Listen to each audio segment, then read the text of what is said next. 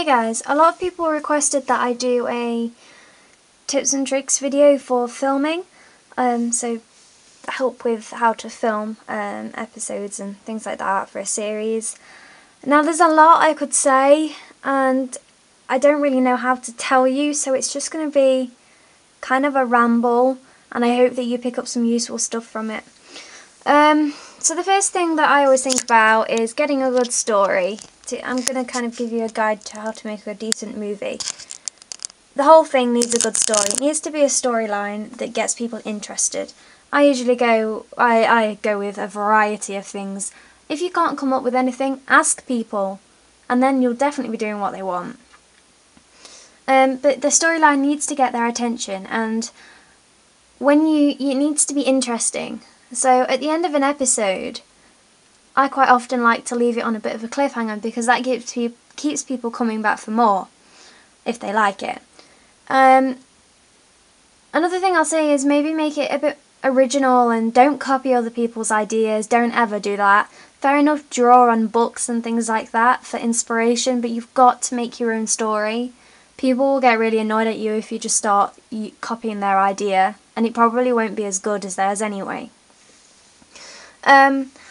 So make it interesting, don't copy people's ideas, so make it original. And camera angles is quite important. So what really annoys me when I watch someone's series, is if you've got a horse and you're riding it, like trying to show it being ridden. Say here, I just see this all the time, and that's my number one pet hate. Hands. I know they're hard to hide, but it can be done. Just keep the camera on this bit, on his head, so that you can't see your hand. Or change your camera angle. Put the camera down, make the canter this way, and then just film it in short clips. Don't just do one long continuous thing because it's impossible to hide your hand. For example, if there's a horse and say it's galloping, it's like cantering around, there comes a point when you need to move your hand and swap hands.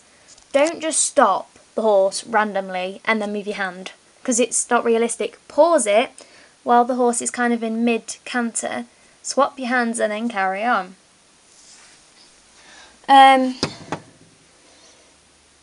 Something I'm not particularly great at, keep consistent names with horses and riders. And obviously if the rider is supposed to own this particular horse, that needs to be followed throughout the whole series. As well, in the background, try and make it a bit different, so just move people around so that in every clip it's not always the same background, because it wouldn't be in real life. I swap horses around and all things like that. But yeah, I'll go back to the camera angle point. So you can do lower shots like this. If you're doing, say, someone clipping a lead rope on, that's really difficult. So zoom right in and play around with it, and you'll just have to use your finger, obviously, to clip it on. Yeah. And also, if you're going to do it properly, you need a decent camera. I know they're expensive. This one was £70, I think. It's a Nikon Coolpix L25, and it's brilliant. It does everything I want it to do, and it's great. Failing that, just get a flip camera. It's really they're well worth saving for if this is what you want to do. You can't do it with rubbish cameras because I don't want to watch it if it's rubbish quality, because I can't watch it properly. So yeah, that quality is important.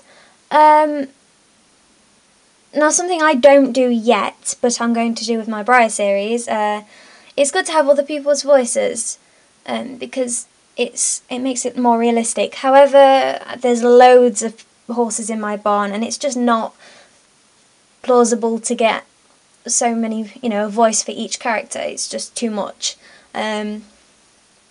So I don't bother, but on my Briar series I will. Now, what else could I do?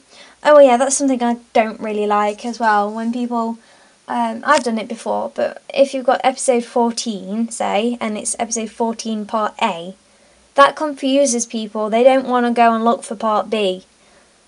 And they don't, if they found part B, they don't want to look for part A.